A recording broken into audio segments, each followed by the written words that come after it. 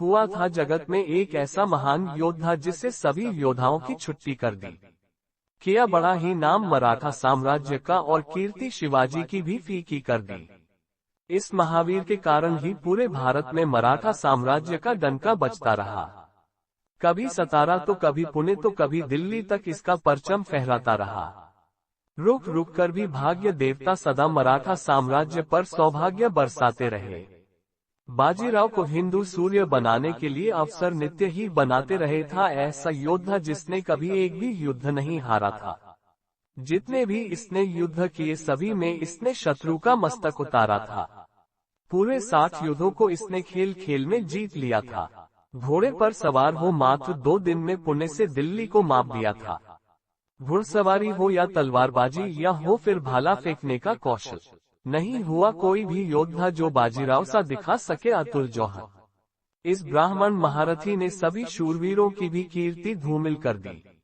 दिखाया ऐसा पराक्रम के राजपूतों की भी कीर्ति फीकी कर दी। नहीं है आज भी कोई मुकाबला इस ब्राह्मण का था जो अपने पिता का अति दुलारा था। ऐसा परमवीर जो पिता की छाया में बालपन से ही जुड़ गया था। न जाने कितने दाव राजनीति के वह खेल खेल में ही सीख गया था। कभी वह साधता तीर कमान तो कभी घुड़सवारी के पैतरे दिखा रहा था। कभी वह उतर जाता अखाड़े में तो कभी तैराकी के गुर बता रहा था। इस तरह यह महावीर बड़े ही सहज रूप से अपने पौरुष पराक्रम का विस्तार कर लिया था। एक महान योद्धा बनने का पथ इसने स्वयं ही निर्माण किया था। बड़े ही कम उम्र में इसने पेशवा जैसी पद हासिल कर लिया था। शाहू को था इस पर विश्वास अटूट, इसलिए इसने इस पदवी की महिमा जागृत कर दी। लेकर परीक्षा कठिन अपने सामान ही प्रमुख योद्धाओं की भर्ती कर ली। अपने भाई चिमाजी को भी अवसर अनेक विकास का प्रदान किया। उनका भी व्यक्तित्व शूरवीरों में निखरे में ऐसा ही सौभाग्य प्रशस्त किया। चिमाजी को देकर शक्ति तमाम इन्होंने अपने भाई का उत्साहवर्धन किया। कभी पुणे तो कभी गुजरात तो कभी सतरा पर उसका नाम विजेता के रूप में अंकित किया है। जो भी कीर्ति बाजीराव की उसमें आधी भाई चिमाजी की ही देन है। बाजीराव का राम बनना सदा चिमाजी जैसे लक्ष्मण की देन है। अगर बाजीराव की तुलना किसी से हो सकती है तो सिर्फ और सिर्फ राणा प्रताप से। नहीं है कम इनका गौरव किसी भी क्षत्रिय योद्धा या नेपोलियन सम्राट से। 20 वर्ष के ही आयु में ही जिसने पूरे भारत में मराठा साम्राज्य में परचम लहरा दिया है। क्या मराठा साम्राज्य इसे पूरी दुनिया को दिखा दिया। दिल्ली तक जिसने डंका बजा दिया। अपने पौरुष व पराक्रम का थर-थर कर भाग खड़ा हुआ जहां मुगल रंगीला ऐसे आतंक कराल का। मात्र 500 योद्धा को लेकर जिसने मुगल साम्राज्य की नींव हिला दी। बंद करवा दी पूरी दिल्ली। सप्ताह तक वह रंगीला की औकात बता दी। इतना था घबराया रंगीला बाजीराव को आया देखकर गुप्त रास्ते से भागना चाहा था वह मालवा की ओर, पर इसकी खबर लग गई बाजीराव को सही समय पर और थम गया था उसका भागना गुप्त मार्ग से होकर। बाजीराव सदा रहे अजेय अपने अखंड अटूट पराक्रम से, अत्यंत ही गंभीर राजनीतिक दाव से, पूर्ण चालों और अपने दमखम से।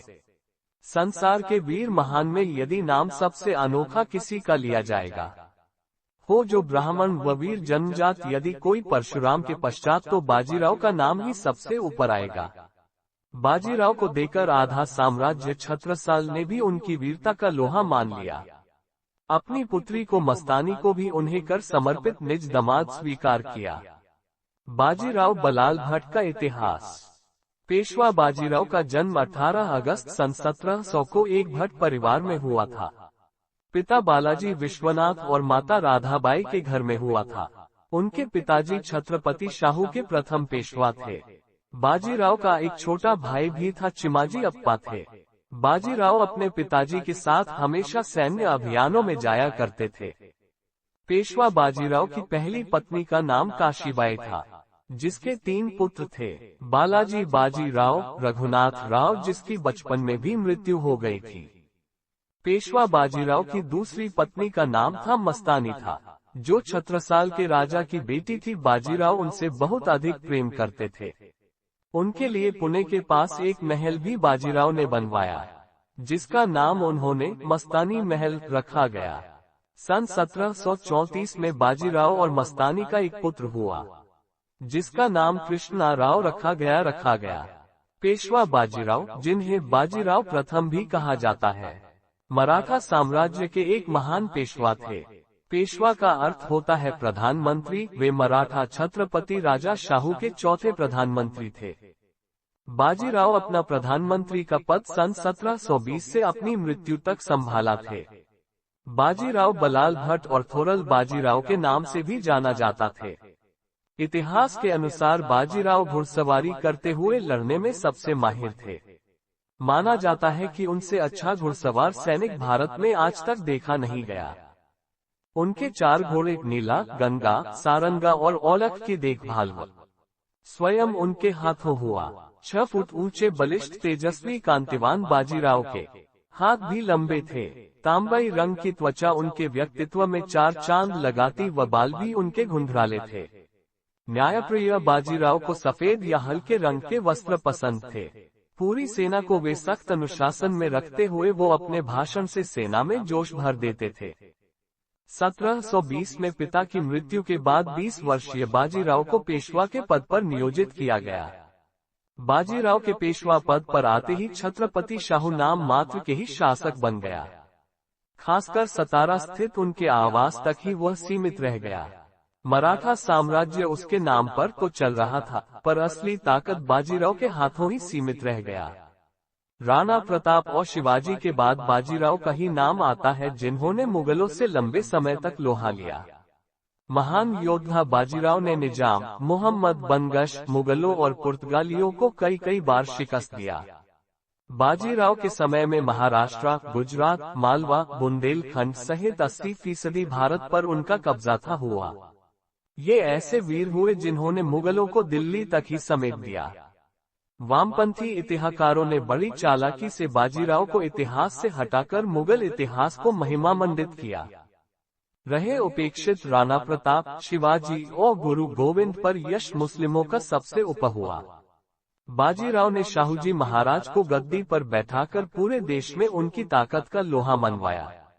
देश में पहली बार हिंदू पद पादशाही का सिद्धांत भी बाजीराव प्रथम ने दिया। जनता किसी भी धर्म को मानती हो उसके साथ वे न्याय करते थे। उनकी फौज के कई मुस्लिम सिपहसालार हर हर महादेव का नारा भी लगाना नहीं भूलते थे। अटक से कटक तक केसरिया लहराने का सपना जो शिवाजी ने देखा था, उसे काफी हद तक पेशवा बाजीराव ने पूरा किया था। होलकर, सिंधिया, पवार, शिंदे, गायकवाड़ जैसी ताकतें जो बाद में अस्तित्व में आई थीं, वे सब पेशवा बाजीराव बलाल भट्ट की ही वीरता व प्रताप की देन थीं। ग्वालियर, इंदौर, पूना और बड़ौदा जैसी ताकतवर रियासतें बाजीराव के चलते ही अस्तित्व में आई थी। छत्रसाल की रियासत भी बाजीराव के दम पर ही जिंदा थी। छत्रसाल की मौत के बाद उनका तिहाई हिस्सा भी बाजीराव को मिली। इतिहास में बाजीराव अकेला ऐसा योद्धा था जिसने 41 लड़ाइयां लड़ी और एक भी नहीं हारी।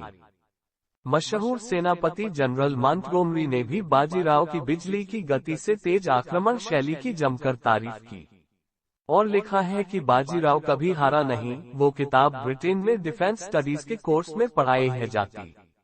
बाद में यही आक्रमण शैली सेकंड वर्ल्ड वॉर में अपनाई गई, जिसे ब्लिट्जक्रेग बोला गया। अमेरिकी सेना में उनकी पालखेर की लड़ाई का एक मॉडल ही बनाकर रखा गया, जिस पर सैनिकों को युद्ध तकनीक का प्रशिक्षण दिया जाता है। बाजीराव का युद्ध रिकॉर्ड शिवाजी और राणा प्रताप से भी अच्छा माना जाता है। 400 वर्ष की यवनी सत्ता को दिल्ली में जाकर ललकारने वाला बाजीराव पहला मराठा था। 4 जनवरी 1721 में वह निजाम उल मुल्क असफ जह प्रथम से मिला था। अपने विवादों को एक समझौते के तौर पर सुलझाया था, हालांकि नहीं माना और मराठों के खिलाफ डेक्कन से कर वसूलने लगा था। सन 1722 में निजाम को मुगल शासन का वजीर बना दिया गया, परंतु सन 1723 में सम्राट मोहम्मद शाह ने निजाम को डेक्कन से अवध भेज दिया। निजाम ने वजीर का पद छोड़ दिया और वो दोबारा डेक्कन चला गया। सन 1725 में निजाम ने मराठा अधिकारियों को खदेड़ने का प्रयास किया। इसके एवज में 27 अगस्त सन 1727 में बाजीराव ने निजाम के खिलाफ मोर्चा शुरू किया। उन्होंने जालना, बुरहानपुर और खानदेश सहित निजाम के कई राज्यों पर कब्जा कर लिया। 28 फरवरी 1728 में बाजीराव और निजाम की सेना के बीच एक युद्ध हुआ। निजाम की हार हुई और उस पर मजबूरन शांति बनाए रखने के लिए दबाव डाला गया। बाजीराव ने सन 1723 में दक्षिण मालवा की ओर एक अभियान शुरू किया, जिसमें राणोजी, मल्हाराव, उदाजीराव, तुकोजीराव पवार और जीवाजीराव ने सफलतापूर्वक चौथ वसूल किया। अक्टूबर 1728 में बाजीराव ने एक विशाल सेना छोटे भाई चिमनाजी अप्पा के नेतृत्व में भेज दिया। 29 नवंबर 1728 को चिमनाजी ने मुगलों को अमझरा में हरा दिया। बुंदेलखंड के महाराजा छत्रसाल ने मुगलों के खिलाफ विद्रोह छेड़ दिया, जिसके कारण दिसंबर 1728 में मुगलों ने बनगश के नेतृत्व में बुंदेलखंड पर आक्रमण कर दिया। महाराजा छत्रसाल के परिवार के लोगों को भी बंधक बना दिया। छत्रसाल के बाजीराव से मदद मांगने पर मार्च सन 1729 को बाजीराव ने उत्तर दिया।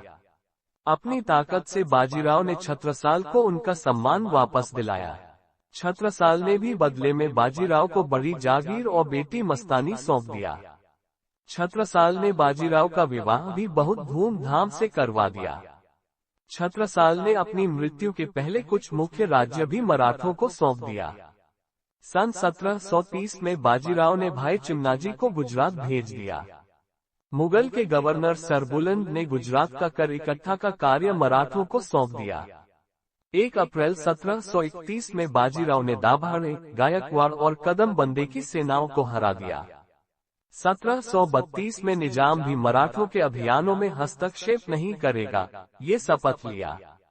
जंजीरा के सिद्दी मुस्लिम राजा एक छोटा राज्य पश्चिमी तटीय भाग और जंजीर के किले को संभालते थे। शिवाजी की मृत्यु के बाद से वो मध्य और उत्तर कोंकण पर भी राज करने लगे थे। सन 1733 में सिद्दी याकूत खान की मृत्यु के बाद उसके बेटों के बीच युद्ध सा छिड़ गया। उनके एक पुत्र अब्दुल रहमान ने बाजीराव पेशवा से मदद का आग्रह किया, जिसके कारण बाजीराव ने कान्होजी के पुत्र शेखोजी अंग्रे के नेतृत्व में एक सेना भेज दिया। मराठों ने कोंकण और जंजीरा की कई जगहों पर काबू पा लिया। 1733 में ही उन्होंने रायगढ़ के किले पर भी कब्जा कर लिया। 19 अप्रैल 1736 में चिमनाजी ने सिद्दियों पर आक्रमण कर 1500 सिद्दियों को मौत के घाट उतार दिया। बाजीराव को मुगल सम्राट मोहम्मद शाह ने शिवाजी की मृत्यु के बाद प्रदेशों की अधीनता का स्मरण दिलाया। डेक्कन के 6 प्रांतों से कर वसूलने का मराठों का अधिकार क्या है, ये भी स्मरण करवाया। उस वक्त निजाम असफ ने दक्कन में नया राज्य निर्माण किया। मराठों को कर वसूली के अधिकार के लिए चुनौती दी, पर मराठों ने मालवा और गुजरात में भी प्रदेशों को प्राप्त किया। 19 साल के उस युवा बाजीराव ने 3 दिन तक दिल्ली को बंधक बनाकर रखा। मुगल बादशाह लाल किले से बाहर निकलने की हिम्मत भी जुटा ना पाया। यहाँ तक कि 12वां मुगल बादशाह दिल्ली से बाहर भागने ही वाला था, किंतु बाजीराव ने मुगलों को अपनी ताकत दिखाकर वापस लौट दिया। दिल्ली पर आक्रमण उनका सबसे बड़ा साहसिक कदम था। वे शाहू जी से कहते थे कि दिल्ली पर आक्रमण ही मूल लक्ष्य था। इसके बिना मराठों की ताकत को बुलंदी पर पहुंचाना मुमकिन नहीं था। दिल्ली को तो मैं कभी भी कदमों पर झुका दूंगा, ये उनका प्रण था। छत्रपति शाहू 7 से 25 साल की उम्र तक मुगलों की कैद में रहे थे। इसी कारण वे मुगलों की ताकत को भी बखूबी जानते थे, लेकिन बाजीराव का जोश उस पर भारी पड़ जाता था। धीरे धीरे उन्होंने पूरे पश्चिम भारत को मुगल आधिपत्य से मुक्त कर दिया था। दक्कन में निजाम, जो मुगल बादशाह से बगावत कर चुका था, एक बड़ी ताकत था। कम सेना होने के बावजूद बाजीराव ने उसे कई युद्धों में हरा, कई शर्तें तोप अपने प्रभाव में ले लिया था। इधर उन्होंने बुंदेलखंड में मुगल सिपह सालार मोहम्मद बनगश को हराया। कई बार पेशवा से मात खा चुके मुगलों का हौसला कमजोर हो गया था। 1728 से 1735 के बीच पेशवा ने कई जंगें लड़ी, पूरा मालवा और गुजरात उनके कब्जे में आ गया था। बनगश, निजाम जैसा कई बड़ा सिपह सालार पस्त हो चुका था। इधर दिल्ली का दरबार ताकतवर सैयद बंधुओं को ठिकाने लगा दिया था। औरंगजेब के वंशज और 12वें मुगल बादशाह मोहम्मद शाह को रंगीला कहा जाता था। जंग लड़ने की उसकी आदत में जंग लगा हुआ था। उधर कई मुगल सिपहसालार संघ भी विद्रोह कर रहा था। उसने बनगश को हटाकर जयसिंह को भेजा दिया था, जिसने बाजीराव से हार उनको मालवा से चौथ वसूलने का अधिकार दिलवा दिया। मुगल बादशाह ने बाजीराव को डिप्टी गवर्नर भी बनवा दिया था, लेकिन बाजीराव के बचपन का सपना मुगल बादशाह को अपनी ताकत का परिचय करवाने का था।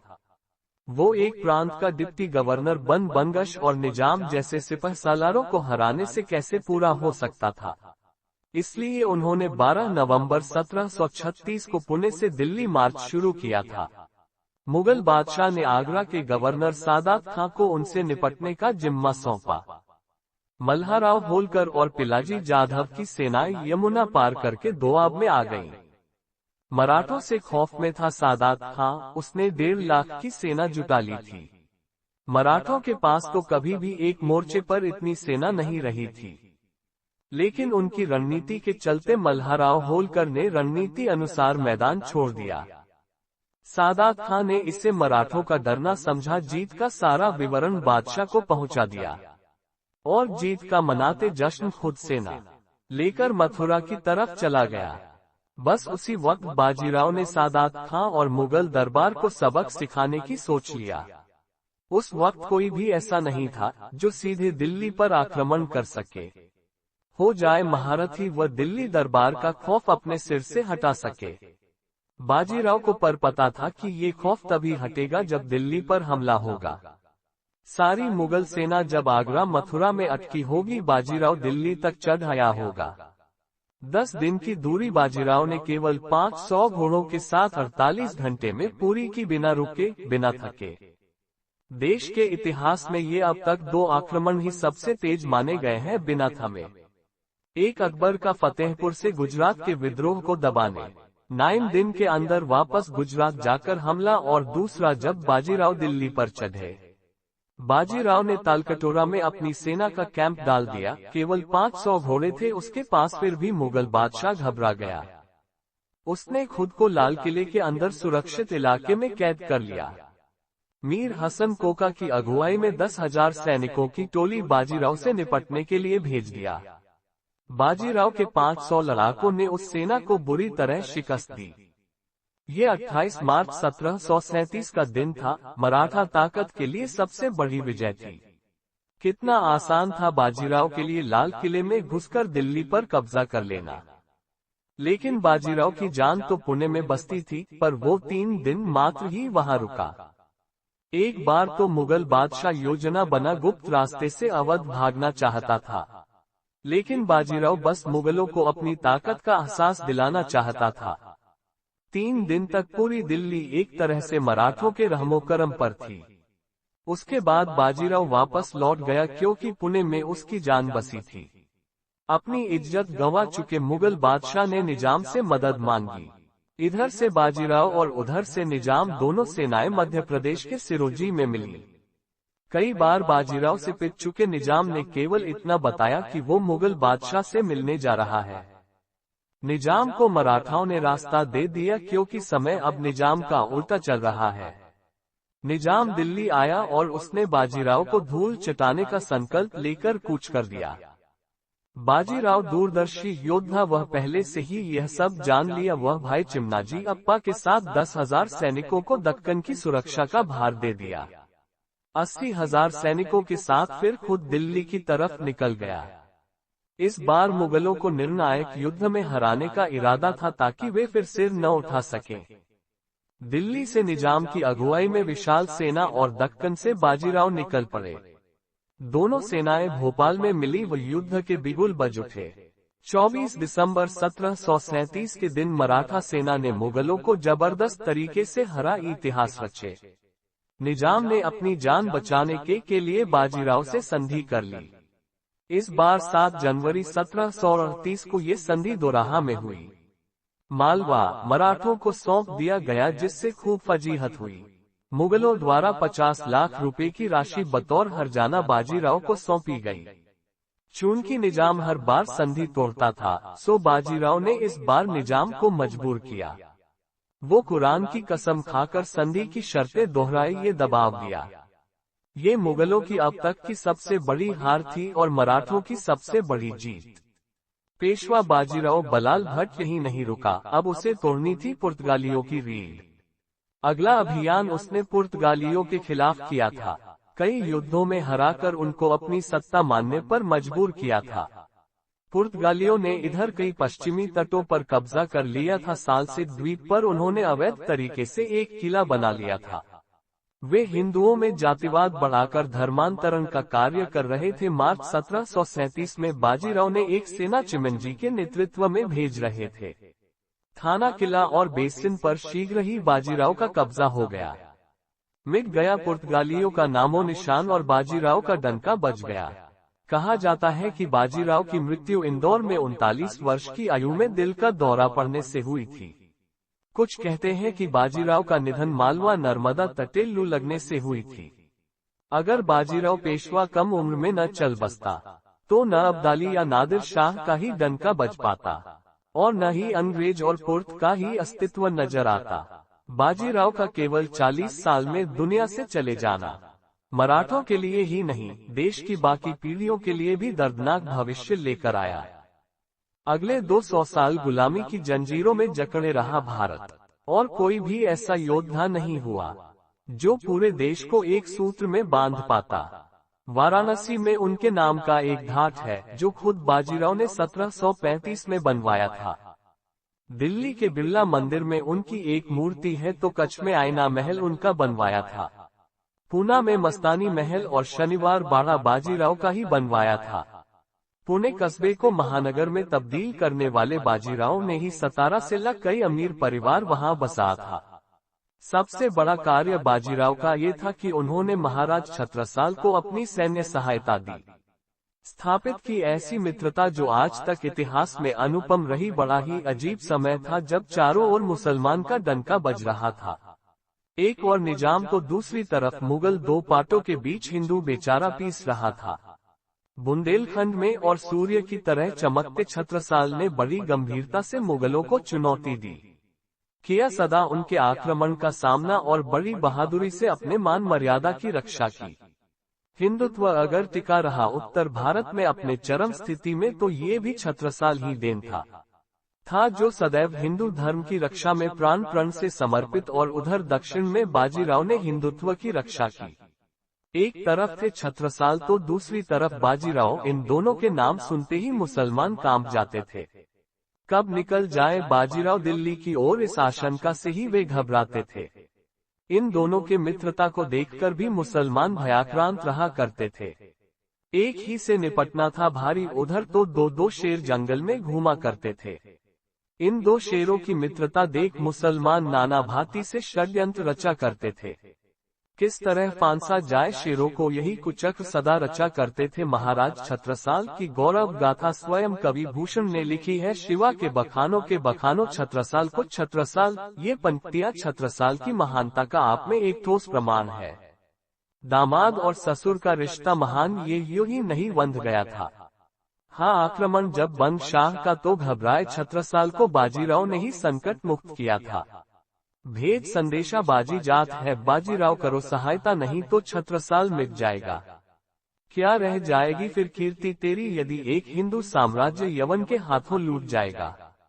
संदेशा वह पढ़ बाजीराव भी एक क्षण रुके नहीं। महाराष्ट्र में चल पड़े वह तुरंत ही छत्रसाल की मदद को छोड़ भोजन की थाल को।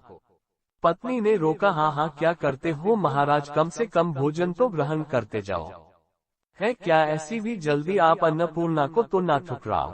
बाजीराव ने ये कहकर पत्नी का मुख बंद कर दिया कि अभी यदि रुक जाऊंगा यहाँ तो इतिहास लिखेगा यही कि एक ब्राह्मण भोजन करता रहा यहाँ। भोजन पर बैठा रहा छत्रसाल और साम्राज्य एक हिंदू वीर का उखड़ गया। नहीं कर सका मदद उसकी और राज एक हिंदू का उजड़ गया। तो ऐसे कलंक से मैं ना ग्रसित हूँ, इसके लिए मुझे ये भोजन छोड़ना ही होगा। हे देवी मुझे क्षमा करो, मुझे अभी तुरंत ही बुंदेलखंड के लिए निकलना ही होगा। और फिर 8 दिन की यात्रा मात्र 2 दिन में घोड़े पर सवार हो बाजीराव ने पूरी कर ली। पहुंच गए वहां तत्काल ही शत्रु के मस्तक पर और बंद शाह की छुट्टी कर दी। करके धन्य धन्य छत्रसाल को उन्होंने धर्म मित्रता का निभाया दिया, शरणागत को अभय और अतिथि धर्म निभाया। बदले में छत्रसाल ने भी खूब किया सत्कार उस महावीर बाजीराव का, था जो संकट मोचन की तरह कूद पड़ा उन्हें बचाने उसी अति महान वीर का। देकर अपना आधा साम्राज्य उसने सत्कार उस महावीर का किया। दिया अति सुंदरी बेटी का भी कर कमल उस महावीर के हाथों में और दामाद स्वीकार किया। आज भी इतिहास छत्रसाल और बाजीराव की मित्रता की मिसाल दिया करता है। होती है चर्चा जब दो सच्चे मित्रों की, तब सबसे पहले इन दोनों का नाम ही ऊपर आ जाता है। हुआ था जगत में एक ऐसा महान योद्धा जिससे सभी योद्धाओं की छुट्टी कर दी। किया बड़ा ही नाम मराठा साम्राज्य का और कीर्ति शिवाजी की